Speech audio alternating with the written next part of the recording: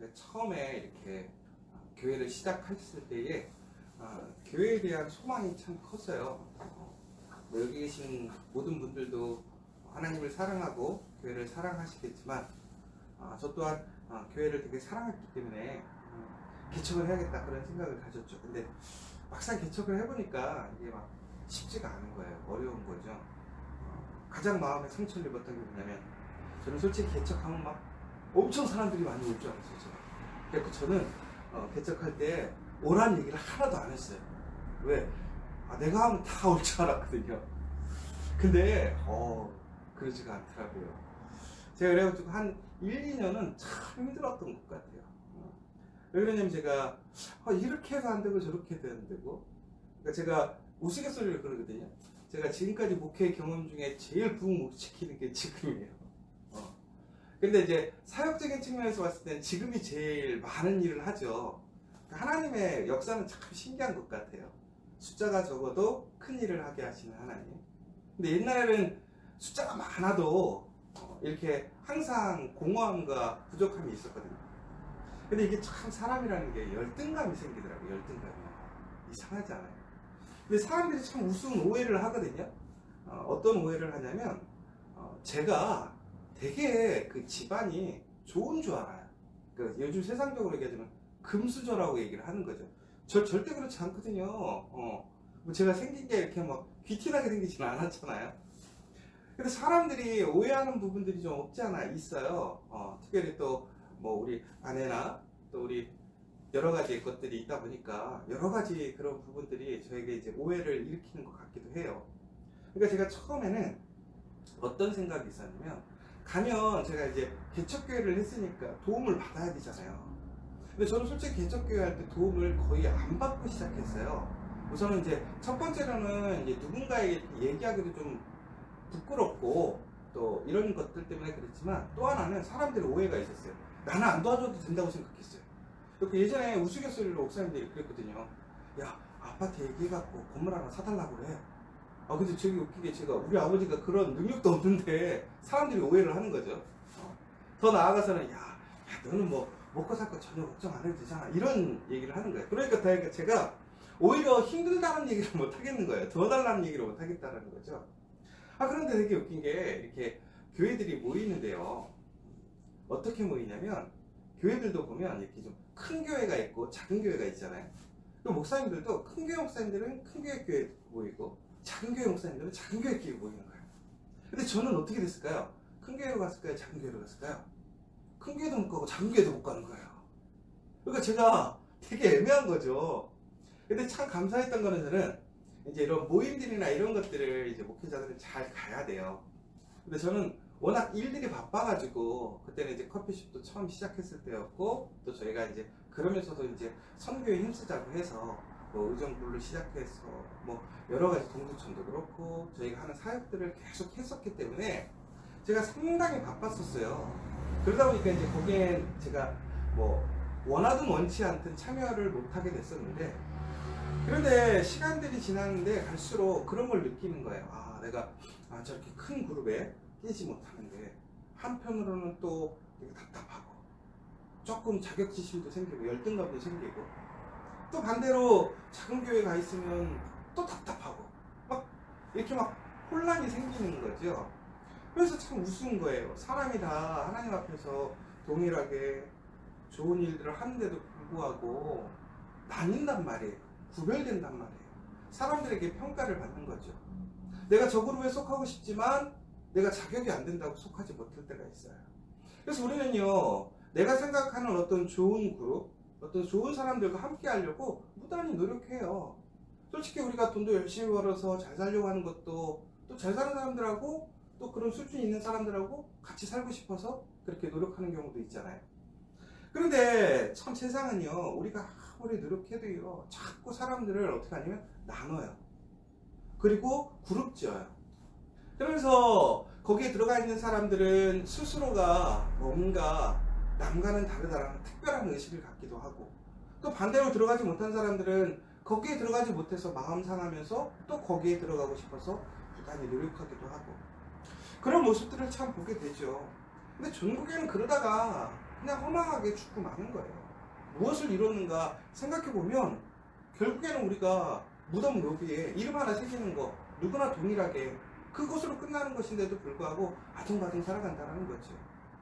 더 나아가서는 우리가 그런 자리, 그런 모임에 들기 위해서 얼마나 우리가 열심히 일을 하기도 하지만 더 나아가서는 부정하고 부정직하고 정말 올바른 길이 아님에도 불구하고 그 길을 가면서 그 자리를 지키려고 그 자리에 들어가려고 힘쓰는지 몰라요.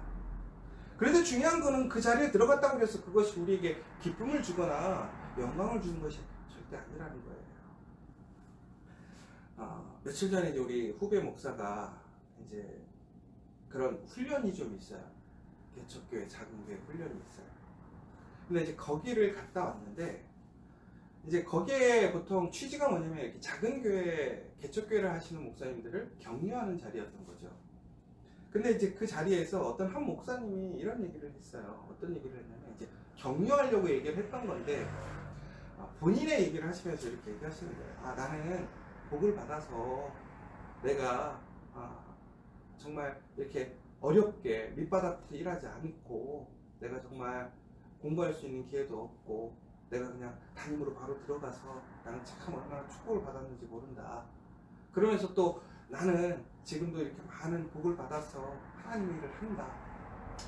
이게 참 좋은 간증인 것 같은데 거기 앉아있던 사람들이 그 얘기를 들었을 때 무슨 생각이 들었을까요? 근데 거기서요 평생 자기 재산을 다 팔아가면서도 개척하시는데 손이 안 되는 분들이 있었어요. 그리고 정말 늦은 나이에 정말 하나님을 만나서 경험해서 하나님께 헌신해가지고 매일매일의 삶 속에서 그 최저임금도 못 되는 비용 안에서 살아가는 그분들이 그 얘기를 듣고 어떻게 생각을 했냐면 너무나 마음이 심란하고 어려운 거죠. 그런데 바로 그때 그런 생각을 했다라는 거예요. 야, 저게 축복이라고 생각한다면 정말 우리가 하나님 안에서 지금 고생하고 수고하는 더 나아가서는 말씀대로 살아가는 사람들은 복을 못 받은 것인가 라는 생각이 들었다는 거예요. 여러분 정말 우리가 하나님을 믿음으로 우리가 예수 안에 있으면서 누리는 복이 과연 뭘까요? 단순히 이 세상에서 우리가 무엇인가 특별한 그룹에 들어가고 내가 세상적으로 조금 안락하고 화려하고 내가 조금 더 이 세상에서 누릴 수 있는 것들을 누리는 게 복일까요? 그렇지 않다는 거예요. 오늘 말씀을 보시면요 전국에는 무슨 얘기를 하는 거냐면요 우리가 17장에서 우리 악녀에 대해서 보게 되었잖아요. 음녀에 대해서. 음녀의 모습은 어땠습니까? 매우 화려했어요. 그렇죠? 권세가 있었어요. 능력이 있었단 말이에요. 그러나 그 음녀는 결국에는 마지막 때에 하나님이 통치하시는 하나님의 나라가 세워지는 그날 그 음녀는 어떻게 돼요? 심판을 받아요. 없다가 어느 날 갑자기 나타나서 정말 존귀하고 편안하게 살아가는 것 같지만 그것은 의미가 없다라는 거예요. 그런데 어린 양의 신부에 대해서 오늘 19장에서 얘기를 하고 있습니다. 어린 양의 신부는 과연 무엇이냐? 결국에는 하나님의 말씀을 지켜서 그가 비록 소박하고 드러나지 않고 세상에서 뭔가 특별한 것을 누리지 못했어요. 그러나 그는 성실하게 하나님의 말씀을 지켜가요. 그가 세마포 옷을 입었다는 것은 매우 단촐한 삶을 이야기하는 거예요. 고난이 있었다는 거예요. 그러게 전국에는 그 마지막 날 그리스도의 신부로 선택받은 사람이 누구예요? 음녀예요? 어린 양 신부예요? 어린 양 신부라는 거예요. 사랑하는 여러분, 우리가 마지막 날 그 하늘나라에서 선택받는 사람이 누구냐? 세상에서 화려하고 존귀한 삶을 살아가는 게 아니라는 거예요. 뭔가 세상에서 권세 있는 사람이 아니라는 거예요. 누구예요? 바로 하나님의 말씀을 그 하나님의 계명을 철저히 지키고 행했던 그 사람들, 하나님을 바라보고 살아갔던 그 신앙의 순수함을 지켜갔던 사람들이 바로 하나님의 그리스도의 어린 신부가 된다는 것입니다. 여러분, 지금 여러분들의 그 복의 기준이 무엇입니까? 여러분의 소망이 무엇입니까? 종국에는 신부가 신랑과 함께 하나 되는 그 영광에 참여하지 못한다면 우리는 아무것도 누릴 수 없는 거예요. 지금 내가 가지고 있는 것도 의미가 없어요. 종국에는 그 마지막 날 하나님의 그 나라, 그 땅에서 우리는 하나님의 어린 양의 신부가 되어야 된다는 것입니다. 여러분, 그러기 위해서 우리는 어떻게 될 것이냐? 오늘 말씀을 보면 특별히 왜 우리가 그날에 그 어린 양의 신부가 되어야 될 것이냐? 첫 번째는 공의로 심판하시는 하나님이에요. 또 두 번째는 우리에게 얘기하고 있는 것이 무엇이냐면 하나님은 이 세상을 통치하시는 분이라는 거예요. 종국에는 뭐예요? 이 세상을 창조하시고 다스리시고 통치하시고 진리이시고 공의이신 분은 오직 하나님밖에 없다라는 거예요. 그 하나님에 있는 것이, 속해 있는 것이 종국에는 살아남는 것이고 나머지는 다 사라지는 것이죠. 사랑하는 여러분, 정말 우리가 세상을 살아가면서 우리도 멋지게 살고 싶죠. 화려하게 살고 싶죠. 누리고 살고 싶죠. 그러나 여러분, 그것이 다가 아니라는 거예요. 그렇다고 해서 우리가 그런 편안한 삶, 안락한 삶을 산다고 해서 잘못된 것이냐? 절대 그렇지 않아요. 오히려 우리가 하나님을 믿음으로 인해서 우리에게 주어지는 복이 있습니다. 풍성한 복이 있습니다. 하나님의 권세를 누리는 복이 있습니다. 오히려 믿음의 사람들은 세상 가운데서 그리스도의 복음으로 승리하는 사람이 되어야 됩니다. 담대하게 살아가야 되죠. 증거가 돼야 되죠. 그런데 문제는 뭐냐? 우리가 목적이 뭐냐라는 거예요. 이 세상의 그 단기간 단순한 삶 속에서의 그 평화와 그 안정과 그 유익함을 누리는 것이 목적이 아니라 우리는 그 마지막 날 영원히 살 수 있는 그 삶의 목적을 줘야 된다는 거예요.